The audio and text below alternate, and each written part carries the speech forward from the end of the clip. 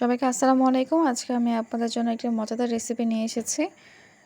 সেটা হচ্ছে যে ফ্রাইড রাইস আর হচ্ছে চিলি চিকেন। তো ফার্স্টেই আমি কিছু চিকেন নিয়ে নিয়েছি। এখানে আদা কুচি, আদা বাটা আর রসুন বাটা, লবণ ব্যবহার করেছি আর সয়া সস ব্যবহার করেছি। 1 টেবিল চামচ হলুদ গুঁড়া, 1 টেবিল চামচ মরিচ আর একটু সস দিয়েছি। এখন সবগুলো উপকরণ আমি একসাথে মিক্সড করে নিব। তারপরে আমি হচ্ছে এখানে কিছু কর্নফ্লাওয়ার ব্যবহার করেছি। কর্নফ্লাওয়ারটা মিক্সড করে নিব। তারপর একটা ডিম ফেটিয়ে নিয়েছি। ডিমটাকেও মিক্সড করে নিব। আর এই সবগুলো উপকরণ একসাথে মিক্সড করলে হচ্ছে এটার টেস্ট অনেক মজা লাগবে।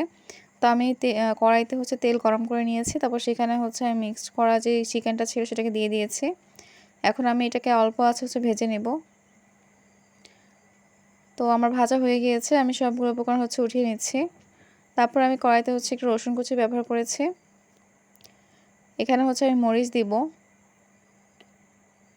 তারপর ভেজে নেওয়া যে চিকেনগুলো ছিল সেগুলোকে দিয়ে দিব। তারপর একটু ভেজে নেব। এখন আমি এখানে টমেটো সস ব্যবহার করছি, একটু চিলি সস ব্যবহার করছি আর সয়া সস ব্যবহার করব।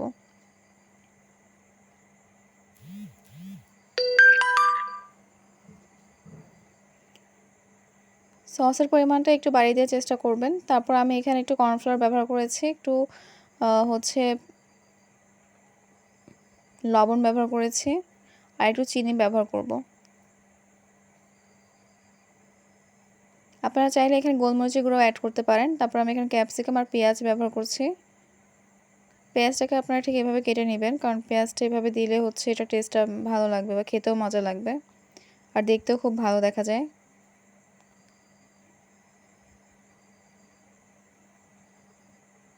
আর আমি এখানে সামান্য পরিমাণে একটু চিনি ব্যবহার করেছি। চিকেনটা হয়ে গিয়েছে। এখন আমি হচ্ছে ফ্রাইড রাইসটা রান্না করে নিব। এজন্য প্রথমে একটু বাটার দিয়ে নিচ্ছি। তারপর এখানে একটু রসুন কুচি ব্যবহার করব। তারপর এখানে ডিমগুলো হচ্ছে স্ক্র্যাম্বল করে নিব। এখানে আমি 2টি ডিম নিয়েছি, আপনারা চাইলে 3টিও নিতে পারেন।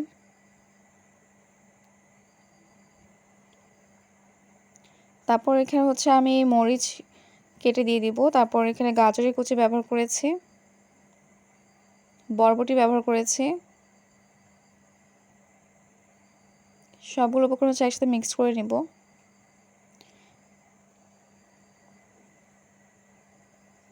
তারপর এখানে ক্যাপসিকাম কুচি ব্যবহার করেছি।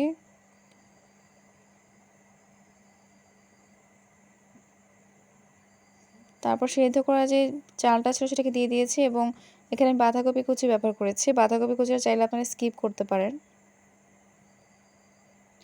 তারপর এখানে আমি একটু গোলমরিচের গুঁড়ো ব্যবহার করেছি, সয়া সস দিয়েছি, একটু টমেটো সস দিব। তারপর সবগুলো উপকরণ হচ্ছে একসাথে মিক্স করে ফেলবো। একটু সময় নিয়ে ভাজবেন, তাহলে হচ্ছে খাবারের টেস্টটা ভালো লাগবে। আর ফ্রাইড রাইসটা প্রায় হয়ে গিয়েছে। এখন আমি এটাকে সার্ভ করব। আপনারা হচ্ছে বাসায় অবশ্যই রান্না করবেন। রান্না করে আমাকে অবশ্যই জানাবেন যে টেস্টটা কেমন হয়েছে। সবাই ভালো থাকবেন।